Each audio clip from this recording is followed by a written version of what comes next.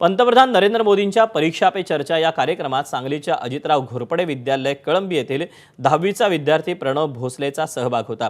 प्रणव भोसलेशी आणि मुख्याध्यापकांशी संवाद साधलाय, आमच्या प्रतिनिधींना पाहूया।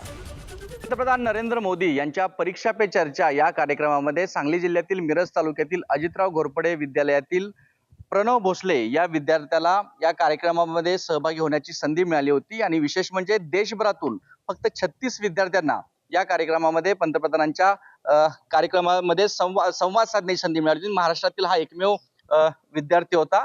प्रणव, खूप अभिनंदन तुझं, हे पंतप्रधानांसोबत भेटण्याची, कार्यक्रमात सहभागी होण्याची संधी मिळाली। धन्यवाद। काय मुद्दे तू मांडले होते? आत्मनिर्भर भारत मध्ये तू मुद्दे मांडल्यामुळे तुला ही संधी मिळाली, काय नेमकी तुझी संकल्पना होती?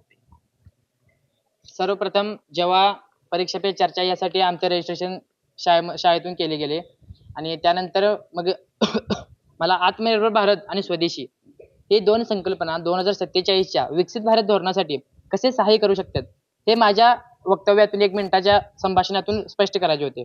त्या कार्यक्रमामधला तुझा रोल कसा राहिला? त्यामध्ये पंतप्रधानांसोबत तुम्हाला संवाद साधण्याचा तुला संधी मिळाली का? संधी मिळाली। पंतप्रधानांसोबत संवाद साधण्याच्या संधीत आम्हाला परीक्षा, सिलेबस, जे मुलांना स्ट्रेस होतो परीक्षेबद्दल, ज्या 2-3 जाता 12वी नंतर खूप परीक्षा एका टायमाला मार्च एप्रिल महिन्यात येतात, मग त्यासाठी तो स्ट्रेस कसा कंट्रोल करायचा, बाकी रोजची टू डू लिस्ट कशी तयार करायची, हे सर्व मार्गदर्शन आम्हाला प्रधानमंत्री मोदी यांनी त्या दिवशी केले। आपल्यासोबत मुख्याध्यापक डी.एन. पाटील सर आहेत। तुम्ही सर या कार्यक्रमामध्ये गेला होता। एकूण या शाळेतील विद्यार्थ्याची निवड होण्यामागचं काय कारण मागतं? जे आत्मनिर्भर भारत मध्ये प्रणवनं मुद्दे मांडले होते। ही शाळा खूपच विद्यार्थ्यांना कुठल्याही गोष्टीला, कलागुणांना, सगळ्या बुद्धीला, कोणत्याही गोष्टीला प्राधान्य देणारी शाळा आहे। स्वच्छ एवं हरित विद्यालयामध्ये सुद्धा ही शाळा राष्ट्रीय पातळीवर गेलेली आहे। सर्व विद्यार्थ्यांना प्राधान्य दिल्यामुळं ह्या विद्यार्थ्याला पण प्राधान्य दिलं की आपलं विकसित भारत 2047 साली आपलं भारत विकसित होणार आहे।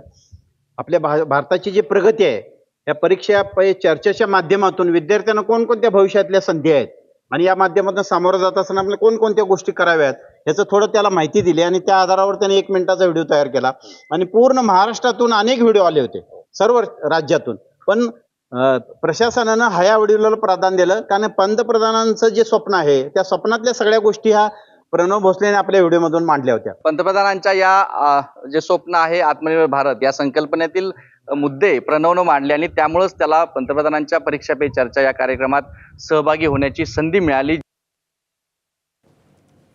दरम्यान याच परीक्षा पे चर्चा कार्यक्रमात पंतप्रधान नरेंद्र मोदींनी विद्यार्थ्यांना कानमंत्र दिला।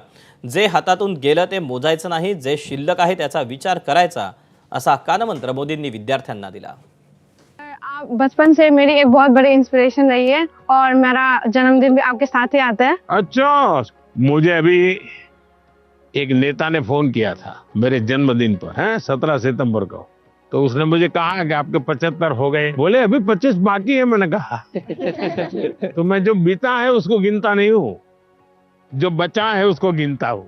और इसलिए जीवन में मैं आपको भी कहता हूँ, बीता है उसकी गिनती में समय बर्बाद मत कीजिए, जो बचा है उसको जीने के लिए सोचिए।